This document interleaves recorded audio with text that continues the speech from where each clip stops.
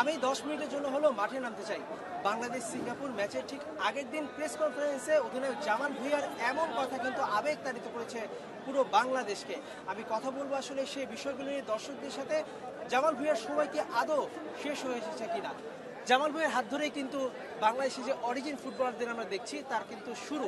তিনিই প্রথম আসলে বাংলাদেশে খেলতে আসে, তারপরে হামজা, সুমিত, আস্তে আস্তে তারিক, কাজিম সবাইকে দেখছি। জামাল ভুঁইয়ার সময় কি ফুরিয়ে এসেছে? আসলে এই প্রশ্নের সম্মুখীন হতে হচ্ছে, এটা আমার অত্যন্ত দুঃখজনক। এই জামাল ভুঁইয়ার হাত ধরেই কিন্তু বাংলাদেশের ফুটবলের পাইপলাইন যথেষ্ট শক্তিশালী হয়েছিল। আমরা বিগত বেশ কিছু বছর আগে দেখেছি জামাল ভুঁইয়ার পাশাপাশি তারিক কাজী, এর পাশাপাশি নতুন প্রজন্ম আমির হামজা চৌধুরী, এর পাশাপাশি সমিত সোম, বিশেষ করে ফাইমিদুল, এর মিসেল কিউবা, একের পর এক আসতেছে বাংলাদেশের পাইপলাইন। এটা ফুটবলের জন্য গণজোয়ার এবং তারুণের একটা ভালোবাসার জায়গা, শ্রদ্ধার জায়গা ফুটবলে ফিরে এসেছে। আমি আশা করব জামাল ভুঁইয়া বাংলাদেশের ক্যাপ্টেন, এবং সে 10 মিনিট কেন, আমি চাইবো একজন ফুটবল ফ্যান, ক্রিকেট ফ্যান হয়ে, যাতে জামাল ভুঁইয়া পুরোটা সময় যেন এই ক্যাপ্টেন্সির দায়িত্ব নিয়ে তার সেই ফরওয়ার্ড সাইড এবং বিশেষ করে মিডফিল্ডার হিসেবে তার দায়িত্বটা পালন করতে পারে। দেখেন আসলে গত ম্যাচে কিন্তু যে আমাদের হামজা যে গোলটা পেয়েছিল, সেখানে কিন্তু একেবারে বরাবরই ওই ক্যাপ্টেন বাংলাদেশের অন্যতম সেই তরুণ তুর্কি, বিশেষ করে জামাল ভুঁইয়া, তার অ্যাসিসে কিন্তু সুসমৃদ্ধ একটা গোল ওই হামজা দিতে পেরেছে। অনেকেই আসলে জামাল ভুঁইয়ার শেষ দেখে ফেলছেন, কিন্তু লাস্ট ম্যাচে তার পারফরমেন্স, হামজা চৌধুরীর অভিষেক বলে কিন্তু সবসময় লেখা থাকবে যে জামাল ভুঁইয়ার সেই কর্নারটা। তার লাস্ট ম্যাচে নাম্বার 10 হিসেবে সে খেলেছিল। কেমন লেগেছে তার খেলা? তার কি আজকে প্রথম থেকেই মাঠে নামানো উচিত কিনা, আপনি কি মনে করেন? আমি মনে করি যে জামাল ভুঁইয়া গত ম্যাচে যে পারফরমেন্স দিচ্ছে নাম্বার 10 হিসেবে, সে যথেষ্ট ভালো করেছে। তার অবস্থায় যতক্ষণ সময় ছিল হাফ টাইম, তার যে চলে যাওয়ার সময় এসে গেছে, যেসব কথা আমরা শুনতেছি, এটা আসলে এখনও তার দেওয়ার মতো অনেক কিছু আছে। সে চাইলে বাংলাদেশ ফুটবলকে আরও অনেক কিছু দিতে পারে।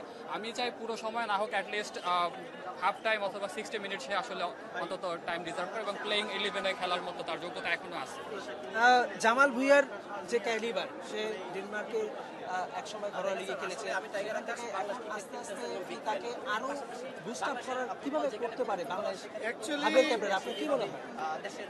অ্যাকচুয়ালি জামাল ভুঁইয়া এখনো ফুরিয়ে যায়নি। আমাদের বিদেশ থেকে যেসব খেলোয়াড় আছে বেশিরভাগই মিডফিল্ড, যে কারণে মিডফিল্ড ওভার থাকার কারণে আজকে জামাল ভুঁইয়ার কথা উঠতেছে। কিন্তু ক্যাপ্টেন হিসেবে শি ইজ ফ্যান্টাস্টিক। আমরা চাই আজকে সোহেল এবং জামাল ভুঁইয়াকে দ্বিতীয়, একজনের প্রথমার্ধে একজনকে দ্বিতীয়ার্ধে খেলানো হোক। দুজনেই মিডফিল্ড, এই দুজনটা যদি হাফ টাইম করে খেলা হয়, আমাদের খেলাটা অনেক ভালো হবে। আর হাফিজ ক্যামেরা যদি জামাল ভুঁইয়াকে মনে করে যে শেষ হয়ে গেছে, অ্যাকচুয়ালি এটার বাসা রাখে না। কারণ হলো জামাল ভুঁইয়া আসলেই অত্যন্ত ভালো খেলোয়াড়। সে গত ম্যাচে তার প্রমাণ দিয়েছে। হামজা কি ধরনের বল চায় বা কি ধরনের বল উনি ডিজার্ভ করে, এই বলটাই কিন্তু জামাল ভুঁইয়া ক্রস করে কর্নারের মাধ্যমে দিয়েছে। এটা গত ম্যাচে সে প্রমাণ করে দিয়েছে। এরকম একটা কর্নার করাও কিন্তু একটা দলের জন্য অনেক কিছু। ধন্যবাদ। দর্শকরা কিন্তু যেমনটা বলছিলেন, তাদের চাওয়াটা খুব সরল। তারা এখনো জামাল ভুঁইয়াকে ভালোবাসে। জামাল বাংলার জামাল, ক্যাপ্টেন। সে আজকে ফুটবল মাঠে কামাল করবেন, এবং সে দুর্দান্ত যে মিডফিল্ডে সে যদি খেলার সুযোগ পায়, এবং সে বলেছিল যে সে যতক্ষণই খেলার সুযোগ পায় সে কিন্তু দুর্দান্ত খেলবে।